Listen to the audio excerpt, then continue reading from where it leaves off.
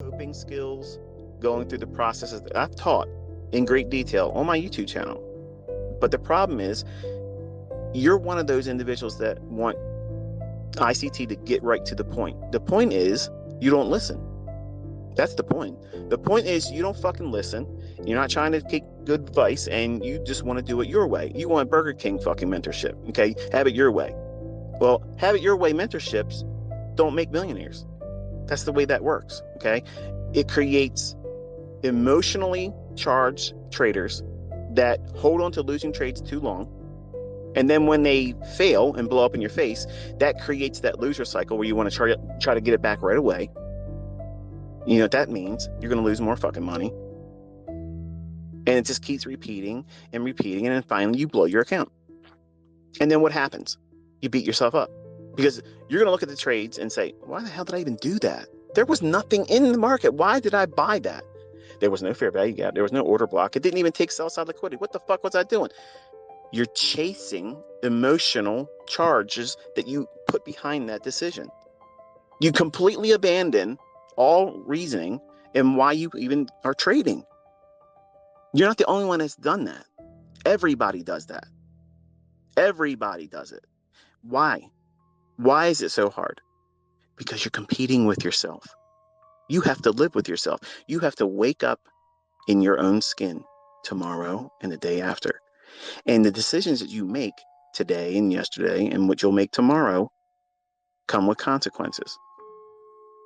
And see, you want consequences to be sugar-coated, almost orgasmic in trading. You want them to be happy endings. Not to sound crude, but that's what you really want. You want a chance meeting with a stranger and a knock on your bedpost. That's what you want. You want every night to be a one-night stand and it's all good, feel-good moments.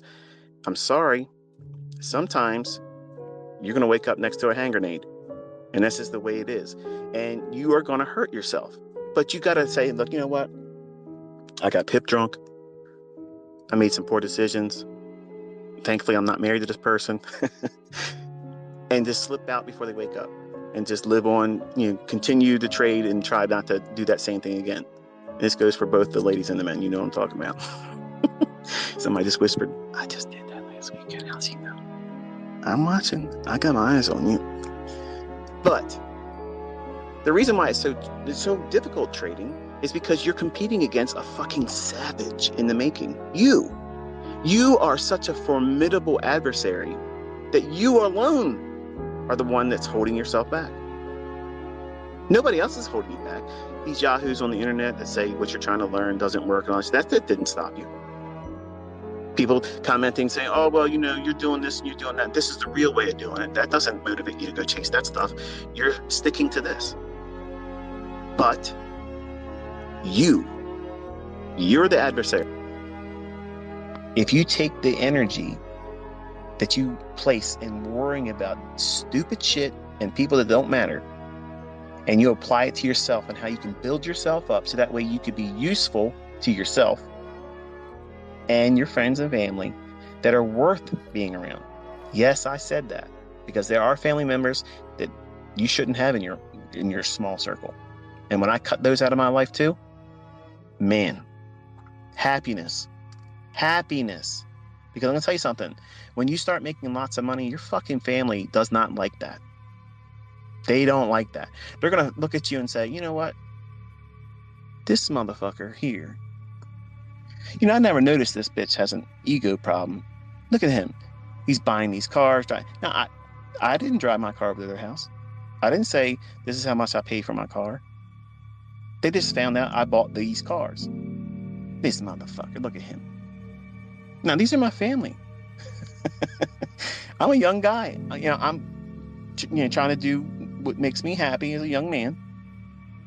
And I had family members literally get a case of the ass because I was enjoying what I was able to do. Your friends, don't be surprised if they don't like the fact that you're successful. And they're going to be spiteful because they are too fucking lazy to do the same things that you're willing to give yourself a chance to work and grind through. Success is not something that falls in your lap. You got to work for it. And that means that you got to take your attention away from stupid, silly shit and stupid, silly people and apply it to hard work and be diligent about it and show up every day. And when you do that, results will come. And you're going to find out who your real friends and family are. Because the ones that really love you, they're going to say, you know what? If anybody was going to do it, it was going to be you. And I'm so proud. Look what you've been able to accomplish. That's amazing. Can you show me what you did? Not, look at you, motherfucker. You think you're better than me? Hey, if you got all that money, why don't you give me some?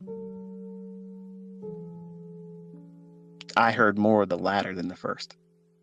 Why the fuck are you going to let people that are not successful tell you how to live your life and give you advice? Or if they tell you something, why are you allowing that to drain you or make you doubt what you're doing this for? If they're not better than you are in success, have more than you, earn more than you, and able to do what you're doing right now better than you, their fucking opinion doesn't matter. Love them from a distance. That's what I did. I didn't disown them.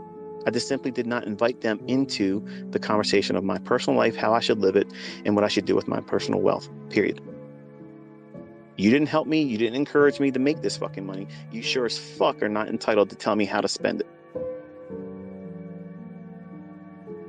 Now, out of context, that would sound like, damn, this guy's arrogant. No, I'm being real.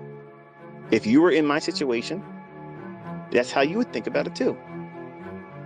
Whose business is being ran here? Mine. Nobody runs my business. You didn't build it. You didn't take the risks to grow it. You weren't there to console me when I was low on my accounts. You weren't there to encourage me to say, hey, keep going. None of that was seen by my family members. None of my friends did that either. And you're going to experience the same fucking thing. And guess what? Relish in it. Because when you get it and you arrive here, you got there on your own. None of your fucking friends and your fucking family members can say, we did this for you. We helped you. No, you didn't. You did not do any of that shit. I had to persevere just like you are. And let me tell you something. You can call this arrogance. You can call this ego. You can call it pride, whatever the fuck you want to call it. Okay. I call it conquering demons, because I had every night whispers and doubts coming in my head all the time. What if I really can't do this? What if I can't? What if I fail? What if I have to work the rest of my fucking life? I had to go to bed thinking about that shit. You know what I go to bed thinking about now? Man, I didn't have to do this today. Man, I didn't have to do that today. I look around, I see everybody else flipping out, driving around, losing their fucking mind. Traffic. I don't have to go through that. I don't have to go through that. I'm 50 years old. I don't have those cares in the world. And I want all of you to have that. I want you to have that. That's not privilege. Let me tell you something. I had to work my fucking ass off for this. I had to work. I had to work to make this work for me. It's normal. That part is normal. Normal.